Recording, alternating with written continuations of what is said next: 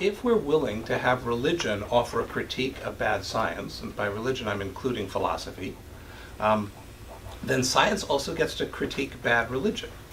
If you think you don't have to learn astronomy and physics and biochemistry and cognitive neurology because you've read the Bible, you won't know anything about the world. You'll also miss most of what's amazing about the Bible. Right? The Talmud says if you only have Torah, you don't even have Torah. So here's the plea I want to leave us with. I think religion and philosophy can keep science honest and humble. And that's an important role to play. I think science can keep religion humble and accurate. Last thing I want to say. I know that a lot of people try to save both fields by saying that one deals with how questions and one deals with why questions. When I was at Harvard as an undergraduate, I tried to take a course from Stephen Jay Gould, who is the famous evolutionary superstar. And I'm one of the few people who got kicked out of his class. Most years the class was oversubscribed, and so he would kick out the freshmen. My senior year, he said, I always kick out the freshmen, but this year I'm going to kick out the seniors. So I did hear a lecture from him, and it was really good until he kicked me out, and then I just got bitter. Right?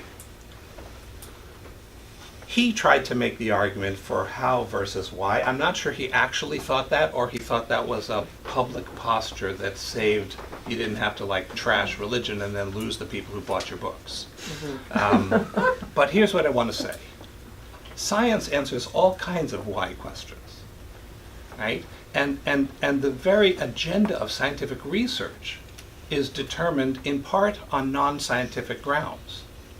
So, for example, during the Cold War, biologists did a lot of research on conflict as an evolutionary driver, right? And then, during that brief period, some of you may remember it, where it looked like the Cold War was over, scientists in evolution discovered cooperation as an engine of evolutionary development, right? It's not that one used to be true and then wasn't and now is again. It was that scientists are people.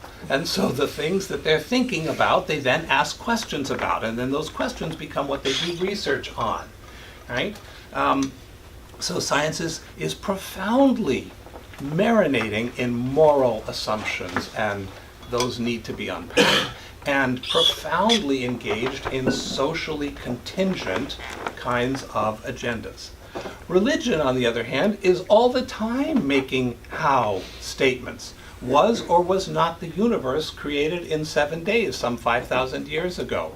Was or was not the creator of the universe writing a book that he dropped on Moses on the top of a mountain? Right?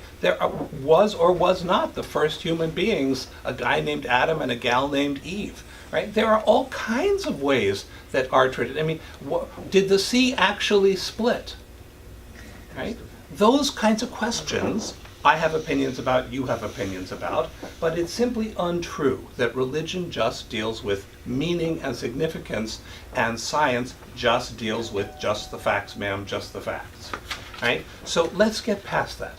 Let's instead distinguish that science is that realm of inquiry that deals with those aspects of reality that are public and replicable and testable, and religion deals with questions of how do you pull it all together, and I want to say this in a specific way. Religion is what allows me to tell a single coherent story from the moment of the Big Bang until yesterday, in which I locate in a single coherent narrative the development of the cosmos, the evolution of our species, the beginnings of the Jewish people, our history in the world, and the history of humanity. Plus, religion is what, in cooperation with science, allows me to develop a cosmic consciousness. Meaning, the universe is my home, life are my brothers and sisters, and they have a claim on me. which we all need to remember. Thank you.